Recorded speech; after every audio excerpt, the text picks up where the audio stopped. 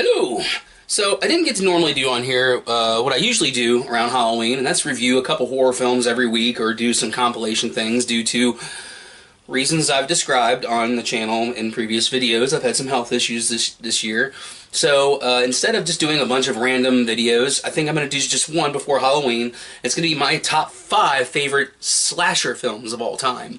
Now, my 3 favorite horror films of all time will not be on here. Why? Because they're not slasher films. That's the Dracula from 1931, The Reanimator, and An American Werewolf in London. None of those are really considered slasher films, although slashers are my favorite genre. I'd rather watch a slasher, but those are my favorite horror. And I have to reiterate, this is simply my favorite list. You can add to this and say, hey, you list your own top 5s. If you disagree, that's fine, but just know this is solely my opinion. The only criteria I have for this list is 2 things. 1, has to be considered a slasher film, and 2, hold on, I gotta get my kitty here. This kitty wants to be in all the videos now. I'm not gonna pick more than 1 from the same series, because then they would all be like Freddy and Jason films, and that would be a very boring list. So I'm not gonna repeat a franchise in this list. It's 5 different franchises, my favorite slashers from those franchises. So we'll start off with number 5. Number 5, the original Sleepaway Camp. Now, my friend Matt introduced me to these movies when I was younger. I'd seen them in the stores, but never rented them. Oh, you've got to watch these, you've got to watch these. And as a kid, I always preferred the sequels because they're goofy, they're funny, they're silly. But as I get older, and the more I get into filmmaking and like appreciating a film, how it's made and when it's made, I've come to appreciate this movie so much more. I mean, it has one of the best surprise endings in horror history. Nowadays, I think kids will watch this, and I think halfway through they'll predict it because this kind of thing has been done since. But back then, nobody had really done anything like this, and I'm not going to spoil the ending for those of you, but it turns out in the end, the killer's a real dick. Number 4, Part 1 of Silent Night, Deadly Night. This film, this is the 2-disc set of 1 and 2. 2 is okay. I do like it. The rest of them are kind of garbage, to be honest. I really don't care for the rest of the Silent Night, Deadly Night movies. The first one is a masterpiece, in my opinion. I love the way it's made. It was protested because of how it depicts Santa Claus and Christmas and all that, but it's such a well-made film, and his reasoning for becoming the serial killer that he becomes is he witnesses as a young kid a drunk guy dressed up in a Santa Claus outfit rape and murder his mother and also kill his father in front of him while he watches. So he grows up hating and being afraid of Santa Claus. But then the store that he ends up working at, when he gets older, wants him to play Santa because he's a big, imposing guy, and he snaps and just starts murdering all kinds of people. For the time this was made, the effects are fantastic, the acting is exactly what you need it to be, and I love the musical score. So many of these songs are jolly, happy Christmas songs, and they're fucking people being murdered.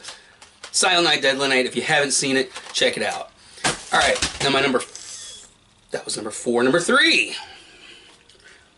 And I will get a little bit of backlash from this one because most people's favorite from this series is not mine. And this is Nightmare on Elm Street Part 3, The Dream Warriors. There's just something about this movie. I can watch this any day. I love this movie. It's got everything. I mean, the kills are great. The actors are great. Everybody's nuts. It was Wes Craven returning, because I know a lot of people like Nightmare 2. I think more people hate it. I don't hate Nightmare 2 at all. I think it's okay. But comparing it to the first one and the third one, no. And I know a lot of people will think, well, why didn't you say Nightmare 1? Nightmare 1 is great.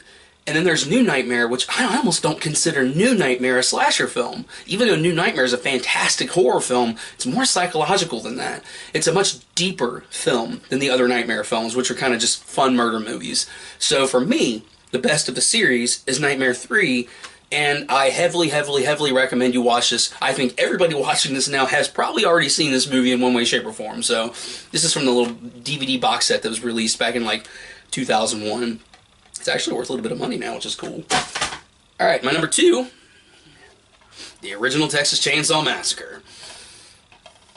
I've already reviewed this movie, so go back in my archives. I think it was like one of the first or second films I actually ever reviewed ever.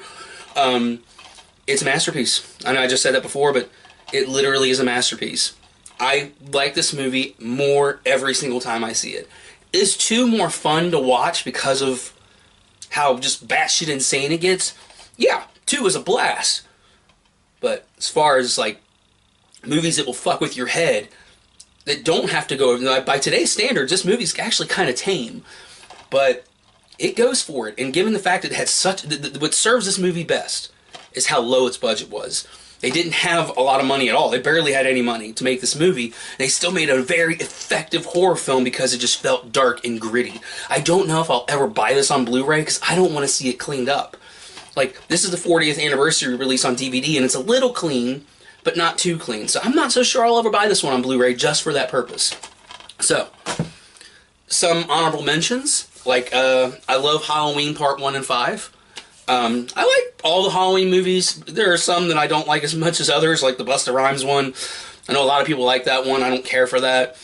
As far as Rob Zombie's Halloweens go, I like the first one. I don't care for the second one. But from what I've read, a lot of the people that were in the movie didn't care for the second one either.